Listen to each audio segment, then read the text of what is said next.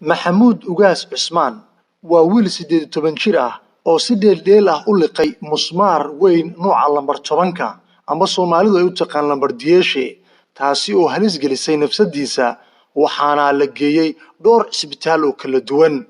Haddaba xaaladiisa iminka halkee ayay ku dambaysaa sidee ayaana loola tacaalay?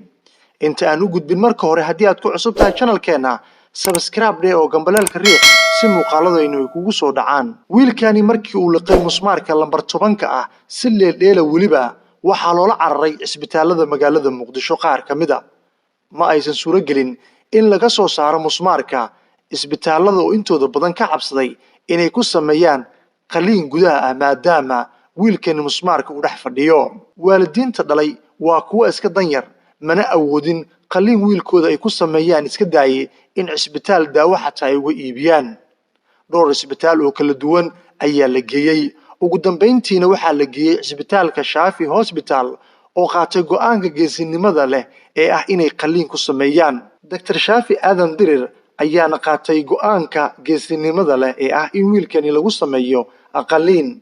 Waxaa la saaray raajo sida idinkaga muuqato waa ka musmaarku dhex fadhiyo. Anfariir iyo amakaag ayay cid walba ku noqotay wiilkan 18 jirka ah ee ka soo jeeda qoyska aadka u tabarta yar si dheeldheel ah markii musmaar uu liqay. Raajada ayaana muujinaysa musmaar weyn oo saableyda dhex yaala. Dr. Shaafi Aadan Dirir iyo dhaqaatiirtiisa isagoo kaashanaya isla markiiba operation qaliina ayay go'aamiyeen in lagu sameeyo wiilkan waliba qaabka laysarka ah. Ugu dambeyntiina waxaa lagu guuleystay in dibadda looga soo saaro musmaarkaasi weynanka badan ee aad u jeedaan faashadana kor saaran.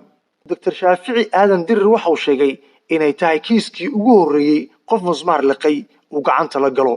Wuxuuna tilmaamay in uu uga digayo dhalinyarada in halista ay ku ciyaaraan.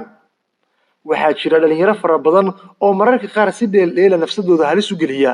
Tan ayaana kugu filan dhibaatada wiilkani gaartay in aad kaga foojignaato. haddii aad ku cusub tahay channelkeena Xogsor Media subscribe dhee oo gambalaalka riix si muuqaaladiina ay kugu soo dhacaan. Mahadsanidin.